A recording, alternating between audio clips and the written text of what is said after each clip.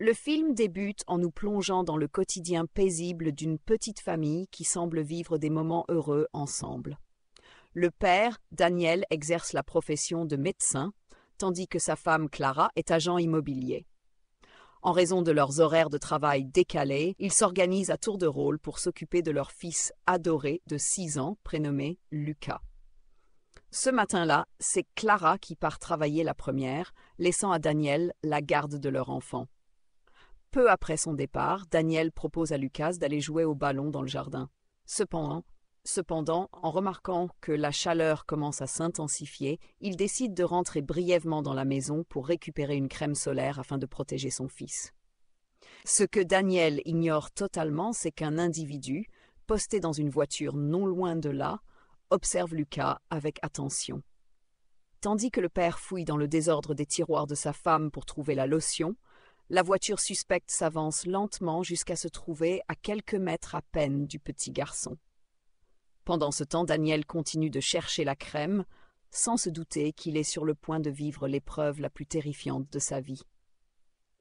Lorsqu'il comprend que Lucas a disparu et qu'un enlèvement vient d'avoir lieu, il bondit vers sa voiture dans un état de panique totale pour poursuivre le ravisseur. Malheureusement, une difficulté supplémentaire survient. Son téléphone est resté à la maison. Sans moyen de communication, Daniel décide de poursuivre le véhicule par ses propres moyens. Il finit par s'arrêter sur un pont, mais le véhicule du kidnappeur s'est volatilisé. Pris dans un embouteillage, il tente désespérément d'arrêter les voitures qui passent pour emprunter un téléphone. De son côté, Clara, qui vient de rentrer chez elle, découvre avec stupeur sa maison entourée de policiers et de journalistes. En entrant, elle retrouve Daniel en état de choc, incapable de prononcer un mot. Un enquêteur tente de la faire asseoir pour lui expliquer ce qui s'est passé. Mais cela ne fait qu'amplifier la panique de Clara, qui éclate en sanglots en demandant où est son fils. Les heures passent, mais la police ne parvient toujours pas à recueillir d'indices sur les raisons de l'enlèvement. L'absence de demande de rançon commence à inquiéter Clara, qui se demande si Lucas a été enlevé pour une raison plus obscure que l'argent.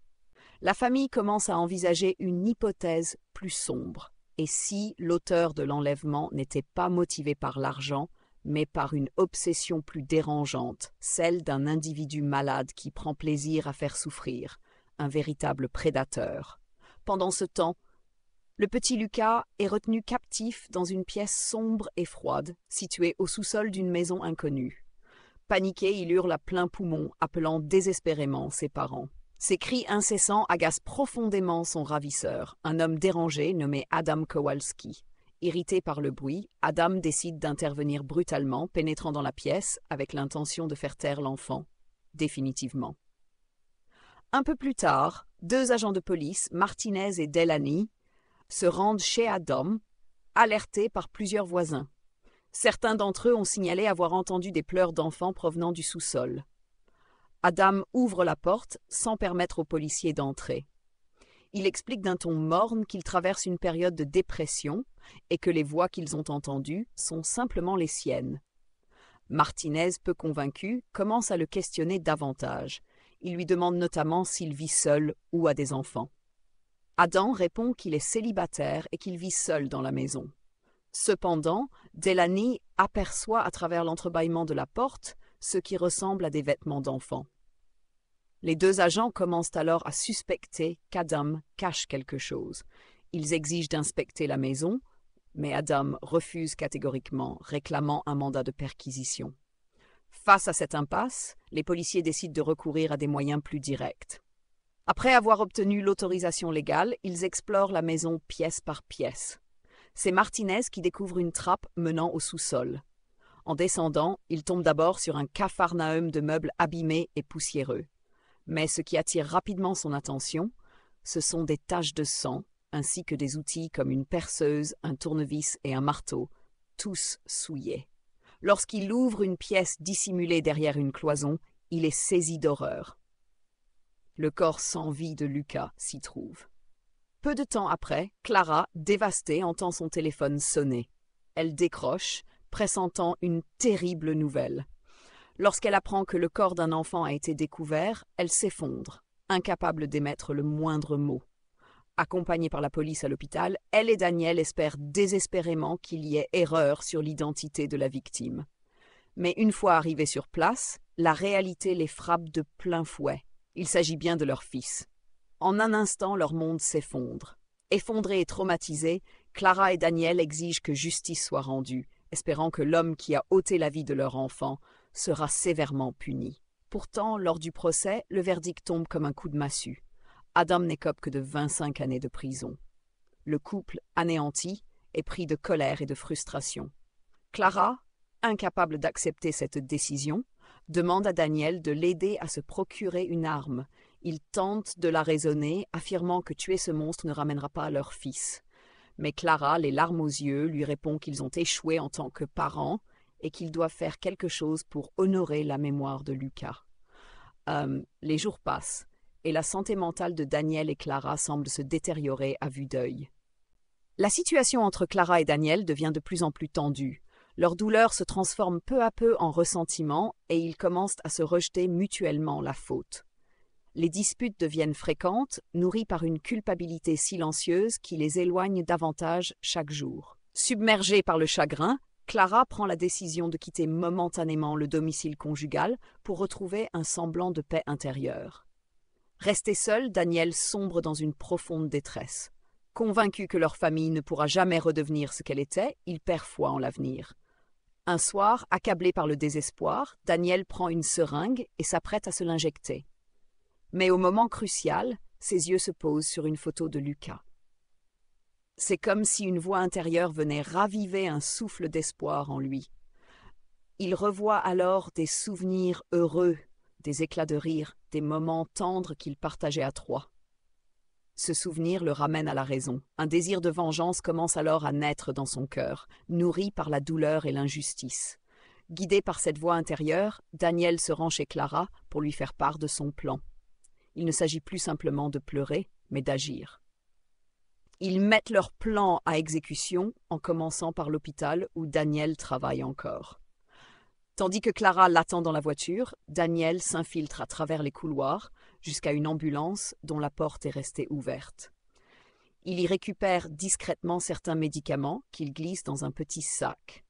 Le lendemain, Adam Kowalski doit être transféré dans une prison plus sécurisée. Clara et Daniel le suivent à distance, observant discrètement le véhicule de transport.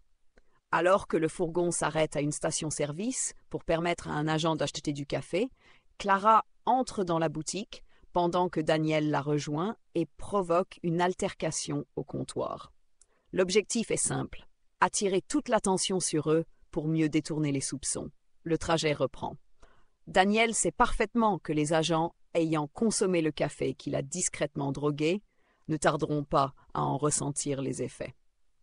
Et comme prévu, une demi-heure plus tard, le fourgon s'immobilise au beau milieu de la route. Pris de violentes douleurs abdominales, les policiers sortent précipitamment du véhicule. Daniel en profite pour monter dans le fourgon et le conduire avec Adam à bord, tandis que Clara suit derrière avec leur voiture.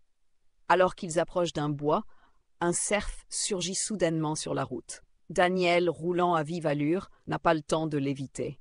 L'impact est violent, mais heureusement, il ne souffre que de blessures légères au visage. Sur le sol, Adam gît inconscient, le corps couvert de sang. Clara et Daniel, un instant sous le choc, décident de le transporter jusqu'à une maison isolée en pleine campagne, loin de toute civilisation. Ils attachent Adam à une table, ses poignets et ses chevilles toujours menottés. Peu après, il reprend conscience.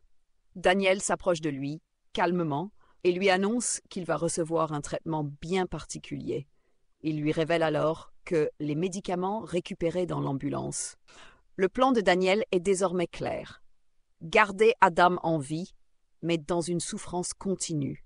Les médicaments qu'il lui administre empêchent son corps de s'effondrer, le maintenant éveillé malgré l'agonie. Une forme de châtiment sans fin. Le lendemain matin, alors qu'ils nettoient les traces de sang dans leur voiture, Clara reçoit un appel du détective Moran. Il lui annonce que le fourgon de transfert du prisonnier a eu un accident et qu'Adam s'est échappé. Feignant la surprise, Clara joue son rôle à la perfection, bien qu'elle et Daniel soient les véritables instigateurs de toute l'affaire. Le détective Moran exprime également ses regrets face à la négligence des agents de police. Pendant ce temps, Daniel, hanté par le souvenir de Lucas, replonge dans ses souvenirs. Les images de son fils reviennent sans cesse, déclenchant en lui une colère incontrôlable. Pris par l'émotion, il retourne auprès d'Adam et écrase violemment une cigarette brûlante sur son abdomen. Le hurlement d'Adam résonne dans la maison. Le matin suivant, la torture continue. Daniel cautérise les brûlures de la veille avec une tige chauffée, rendant la douleur encore plus insupportable. Clara, qui entend les cris d'Adam, commence à ressentir un malaise profond. Elle doute, mais Daniel la convainc que ce qu'ils infligent est loin d'être équivalent à ce qu'a vécu leur fils. Pour lui, c'est justice. Il poursuit alors son œuvre, injectant une nouvelle substance dans le cou d'Adam. Celle-ci provoque des spasmes musculaires généralisés, une torture invisible mais atroce. Le jour suivant, alors qu'ils sont de nouveau dans le sous-sol, des bruits de pas se font entendre à l'étage.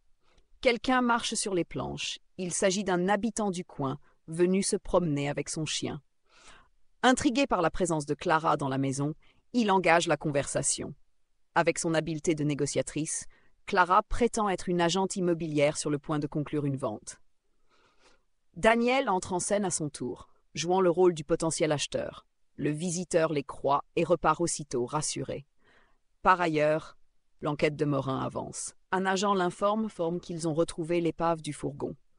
Le détective se rend immédiatement sur place pour examiner la scène. De retour dans leur maison isolée, Daniel et Clara poursuivent leur vengeance. Mais Adam finit par prononcer une phrase qui bouleverse tout. Il affirme ne plus se souvenir de rien, mis à part l'accident. Il ne se souvient ni de sa propre identité, ni de ce qu'il a pu faire. Clara, troublée, veut croire qu'il ment. Daniel, lui, doute. Il décide de le mettre à l'épreuve. En infligeant une nouvelle blessure à la jambe d'Adam, il l'oblige à prononcer le prénom de leur fils. Mais l'homme reste silencieux ou confus, comme s'il ne savait pas de quoi il est accusé. Cette nuit-là, Clara se réveille et se rend aux toilettes. En bas, Adam lutte avec les chaînes. Par miracle ou par pur instinct de survie, il parvient à se libérer. Les menottes tombent de ses poignets et chevilles. Il monte lentement les escaliers pour tenter de s'enfuir, mais Clara est assise là, à quelques mètres de la porte. Alors qu'elle est dans la salle de bain, Clara sursaute en entendant la porte de la chambre s'ouvrir lentement. Prise de panique, elle jette un regard désespéré vers Daniel, toujours endormi, espérant qu'il se réveille. Mais face à l'urgence, elle n'a d'autre choix que d'agir. Armée d'un tuyau en fer, elle l'avance à pas feutrés et frappe violemment l'homme qui venait d'ouvrir la porte, l'assommant sur le cou. Daniel, réveillé en sursaut par le bruit, se précipite auprès d'elle. Ensemble, ils ramènent le corps inconscient au sous-sol. Mais alors qu'il s'apprête à l'attacher de nouveau, l'homme reprend soudainement connaissance et projette violemment Daniel dans l'escalier. Étonnamment, il ne s'en prend pas à Clara. Il choisit plutôt de s'enfuir à toute vitesse, quittant la maison sans se retourner. Au même moment, la police mène des fouilles dans les environs. Par chance, ils finissent par retrouver et interpeller l'homme en fuite. C'est alors que toute la vérité éclate. L'homme arrêté est bel et bien Adam Kowalski, condamné à 25 ans de prison pour le meurtre de Lucas. Cependant, une information capitale change tout. Dans le fourgon de transfert détourné par Daniel et Clara, se trouvait un second détenu, un certain Paul Garrison. Condamné à 18 mois pour fraude fiscale, Paul n'avait rien à voir avec l'affaire de leur fils. Il s'avère que Paul Garrison était celui avec qui ils ont passé des jours entiers à le torturer, le prenant à tort pour Adam Kowalski. Effondrés, Daniel et Clara découvrent avec horreur que l'homme qu'ils croyaient être le bourreau de leur fils s'est en réalité pendu dans la maison.